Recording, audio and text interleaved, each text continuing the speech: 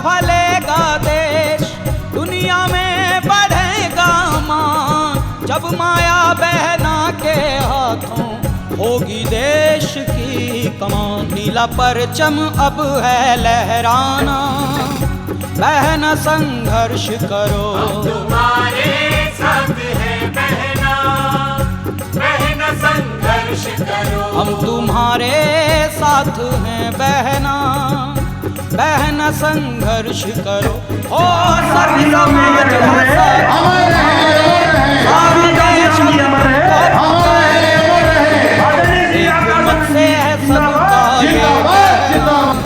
जय भीम। कैसे हैं आप सब?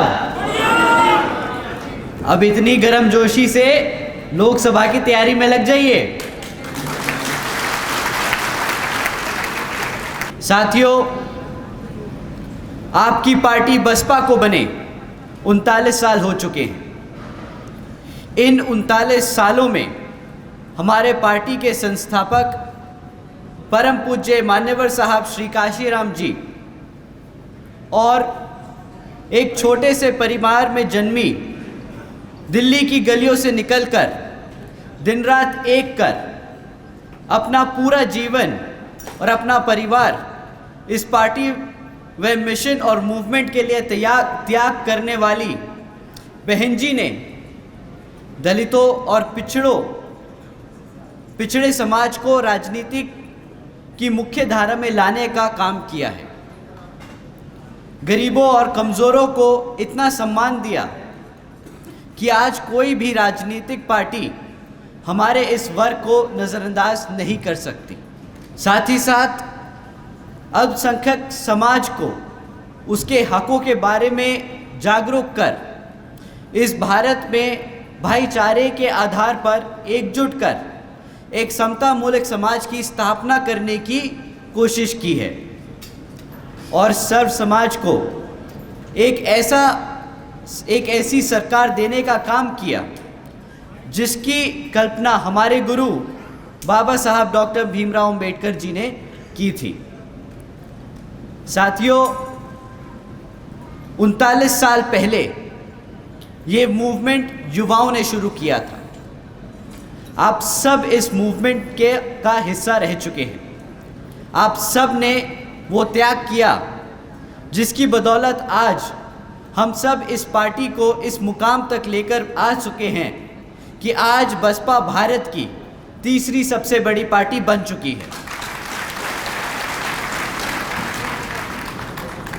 परंतु जैसे जैसे समय बढ़ता चला गया वैसे वैसे पार्टी में हमारे साथियों की उम्र बढ़ती चली गई और इस चीज़ को ध्यान में रखकर बहन जी ने पार्टी के हर स्तर पर हमारे युवा साथियों के लिए 50% हिस्सेदारी तय की। साथियों, जितना ज़रूरी हमारे लिए हर स्तर की कमेटी को तैयार करना है उतना ही ज़रूरी है हमारे युवा साथियों को उन कमेटी में शामिल करना। साथियों, अब समय आ गया है कि आप सब बहन जी की तरह ही अपने घर से, अपने परिवार से, अपनी पार्टी के इस मूवमेंट के लिए, अपने पार्टी के इस मूवमेंट को नई ऊंचाइयों तक पहुंचाने के लिए अपने बच्चों को पार्टी में शामिल कर उन्हें आगे बढ़ाने का काम करेंगे। यहाँ पे कितने मौजूद हैं, कितने हमारे साथी लोग मौजूद हैं जिनकी उम्र 45 साल से ऊपर की है, 45 इयर्स, और कितने लोग हैं जिनके घर में बच्चे हैं जिनकी उम्र 25 साल से कम की है। अब ध्यान रखिए, जिन्होंने दूसरी बारी में अपना हाथ उठाया था, आप सबसे रिक्वेस्ट है कि जिनके बच्चे 25 साल से कम के हैं वो अगली कैडर मीटिंग में अपने बच्चों के साथ आएंगे।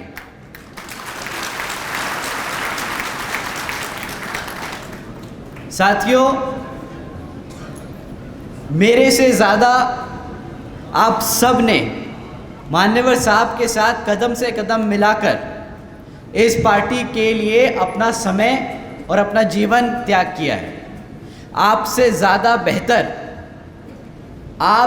बेहतर आपके अलावा कोई नहीं अपने बच्चों को समझा सकता कि बीएसपी ने किस कदर हमारे समाज के लिए कितनी मेहनत कर हमें यहाँ तक लाने का काम किया है।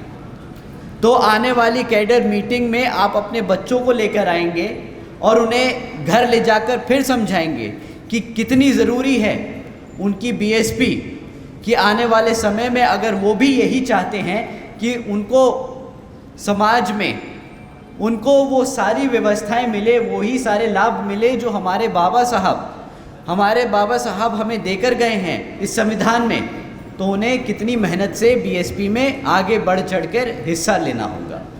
तो साथियों, आने वाली कैडर मीटिंग में मैं उम्मीद करता हूं कि इस हॉल में जितने भी लोग हैं उससे दुगने लोग यहाँ पे मौजूद होंगे अपने बच्चों के साथ।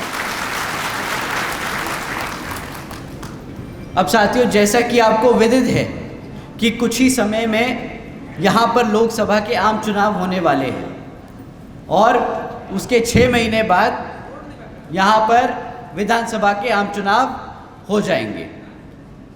साथियों, वर्तमान की राज्य बीजेपी जेजेपी सरकार आपको गुमराह करने के लिए साम दाम दंड भेद आदि का इस्तेमाल कर सकती है, पर आपको इनकी बातों में नहीं आना है। इनकी बातों को आपको नज़रअंदाज करते हुए इनसे सवाल करना है कि पिछले 10 सालों में आपने वादों के अलावा ज़मीनी हकीकत पे, ज़मीनी स्तर पे क्या काम किया।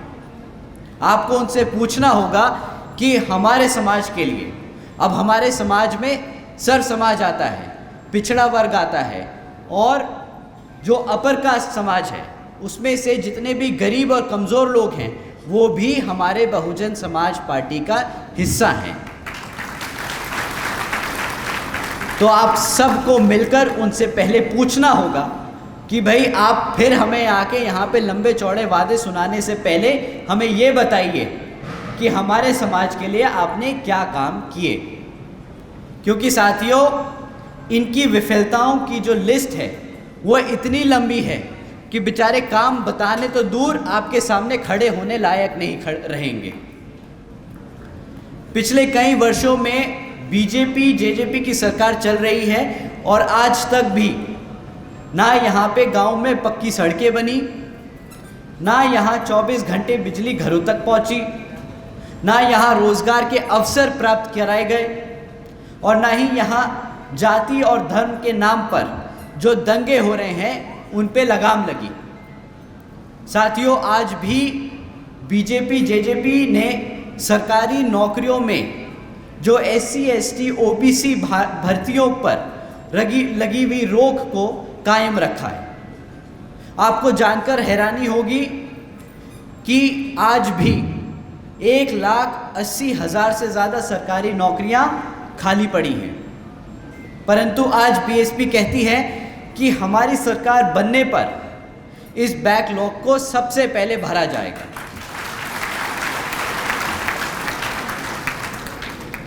साथियों, बीजेपी जेजेपी ने एजुकेशन पॉलिसी आज तक भी लागू नहीं करी।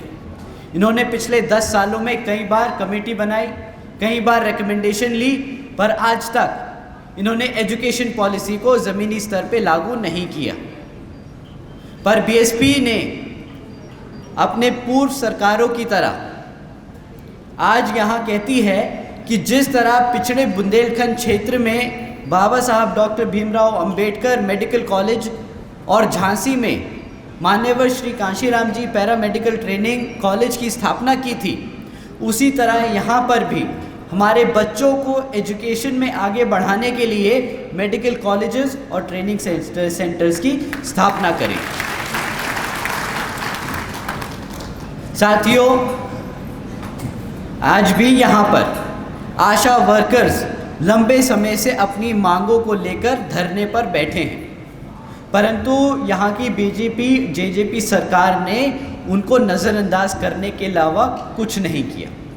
पर आज बीएसपी यहाँ पर कहती है कि हरियाणा में सरकार बनने के बाद हम तुरंत ही हमारे आशा वर्कर्स की समस्याओं का उचित समाधान करने का काम करेंगे। साथियों, अगर बीजेपी और जेजेपी की सरकारें इतनी बुरी हैं तो कांग्रेस कुछ बेहतर नहीं है। कांग्रेस यहाँ पे डेरा डाले बैठी है और उसके पास कहने के लिए कुछ नहीं है सिवाय कि बीएसपी तो बीजेपी की बी टीम है। परंतु साथियों, ये हकीकत तो कांग्रेस की ये है कि वह उनके पास खुद कुछ बताने को नहीं है, तो अपना वोट हमारे साथियों को गुमराह करने के लिए वो ये बार बार हमारे सभी युवा साथियों और बुजुर्गों के बीच में जाके ये कहती है कि बीएसपी तो बीजेपी की बी टीम है। कांग्रेस वालों से पूछ लीजिए भाई, जब तक तुम सरकार में थे भाई तुमने तो पूरे देश में राज किया और हरियाणा में भी कई वर्षों तक राज किया। बीएसपी भी बीजेपी की बी टीम है के अलावा तुम बता दो कि तुमने यहाँ पे हमारे समाज के लिए क्या काम किया। चुप्पी साधे खड़क में आ जाएगी, क्योंकि हकीकत वही है कि आज भी वो जातिवादी मानसिकता रखकर सरकारें चलाते आए हैं और आज भी जितनी भी प्रदेशों में उनकी सरकारें चल रही हैं वहाँ पर भी हमारे समाज का इतना बुरा हाल है कि आए दिन कहीं रेप के केस सामने आ रहे हैं, कहीं पे लूटपाट के आ रहे हैं, कहीं पे हमारे समाज के लोगों के साथ बदतमीजी के केस सामने आ रहे हैं। और उनके चलती हुई सरकारों में ना पुलिस कुछ कर रही है, ना वहाँ के नेताएं कुछ कर रहे हैं, ना ही नेशनल लेवल पे जो उनके लीडरशिप है उन्होंने आज तक इन बातों पे कोई संज्ञान लिया है और ना ही उन्होंने अपने नेताओं को कभी भी बुलाकर खड़ा कर उनसे जवाब मांगा है। जिस पार्टी की लीडरशिप अपने समाज के लिए, हमारे समाज के लिए अगर इतना नहीं कर सकती कि उनकी चलती हुई सरकारों में हमारे समाज का ध्यान रख सके, तो वो यहाँ पर आपके हरियाणा में क्या काम करेगी। आपको साथियों उन्हें यही बार बार समझाना है कि भाई पहले जाके जहाँ पे तुम्हारी सरकारें चल रही हैं वहाँ पे जाके हमारे भाइयों और बहनों और माताओं की सुरक्षा का इंतज़ाम करो, फिर हरियाणा में आके हमसे बात करना। पर साथियों, जैसा कि आप जानते हैं बीएसपी कभी भी चुनाव से पहले कोई मैनिफेस्टो जारी नहीं करती। बीएसपी ने आज तक किसी भी चुनाव में मैनिफेस्टो जारी नहीं किया, पर ये कांग्रेस और बीजेपी की पुरानी आदत है कि उनको हर 5 साल में आके, चाहे वो सरकार में हो या ना हो, आपके बीच में आके एक मैनिफेस्टो जारी करना पड़ता है। पर आपको उनसे पूछना है कि भाई जब तुम्हें 5 साल मौका मिला तो तुम्हें मैनिफेस्टो जारी करने की क्या ज़रूरत है। तुम आके हमें अपने काम बताओ। मैनिफेस्टो आएंगे, जारी करेंगे, उसमें 10 काम गिनवाएंगे कि हम दोबारा अगर आएंगे तो ये काम करके दिखाएंगे। भाई जो पिछले 5 साल मिले थे उसमें क्यों नहीं किया, उसमें क्या सो रहे थे। तो साथियों, इन बीजेपी और कांग्रेस और जेजेपी की मैनिफेस्टो में मत आइएगा। या आपको आके बोलेंगे कि भाई हम आपको मुफ्त में बिजली देंगे, आपको बोलेंगे कि हम महिलाओं को मुफ्त शिक्षा देंगे, आपको बोलेंगे कि हम मुफ्त में राशन देंगे। आप उनसे पूछिएगा कि भाई पिछले 5 साल में आपने हमें नौकरी के कितने अवसर दिए। ना हमें मुफ्त में घर चाहिए, ना बिजली चाहिए, ना शिक्षा चाहिए। आप हमें बता दीजिए कि आपने हमारे बच्चों के लिए कितनी नौकरियां प्राप्त कराई। अगर आप लोगों के बच्चों के पास नौकरी है तो वो अपना खाना पीना खुद देख सकते हैं, अपना खर्चा खुद उठा सकते हैं, अपने बच्चों को अपने आप खुद पढ़ा सकते हैं। साथियों, बाबा साहब ने संविधान में हमें आरक्षण की व्यवस्था तय करके दी थी। वो इसलिए दी थी ताकि हमारा समाज अपने पैरों पर खुद खड़ा हो सके, ना कि इन मनोवादी सोच रखने वाली पॉलिटिकल पार्टीज़ के सामने हाथ फिराए और हर 5 साल में इनसे विनती करे कि हमें आप मुफ्त में रोज़गार दें या मुफ्त में हमें आप राशन दें, बिजली पानी दें। तो साथियों, आपको आने वाले आम चुनाव में अपने हाथी के सामने वाला बटन दबाकर बीएसपी को वोट डालकर यहाँ पर सत्ता में आसीन करना होगा। साथियों, जब जब बहन जी की सरकारें रही, आपको याद करना है, जब जब बहन जी की सरकारें रही तब तब समय से हमें याद आता है कि जब बहन जी ने जो काम किए वो यहाँ पे आपके हरियाणा स्टेट में दोहराए जाएंगे। आज जब बहन जी की सरकार को यूपी के लोग याद करते हैं तो उन्हें याद आता है वो समय जब बहन जी ने सावित्रीबाई फूले बालिका शिक्षा योजना के तहत 7 लाख से ज़्यादा बच्चियों को 12वीं तक की शिक्षा प्राप्त करने हेतु 600 करोड़ से ज़्यादा की लागत इन बच्चियों को अपने पैरों पर खड़ा कर एक उज्जवल भविष्य देने के लिए खर्च करी। साथियों, 600 करोड़ रुपए खर्चे बहन जी ने अपनी बच्चियों को 12वीं तक की शिक्षा प्राप्त कराने के लिए। उन्हें याद आता है वो समय जब बहन जी ने देश में पहली बार अपनी सरकार में आने के बाद सरकारी कॉलेजेस के स्टूडेंट हॉस्टल्स में अन्य पिछड़े वर्गों के छात्रों के लिए 27% आरक्षण की व्यवस्था तय की, ताकि दलित समाज, एससी समाज के साथ साथ ओबीसी और एससी समाज के लोगों के बच्चों को भी आगे पढ़ लिख के आगे बढ़ने का मौका पूरा मिले।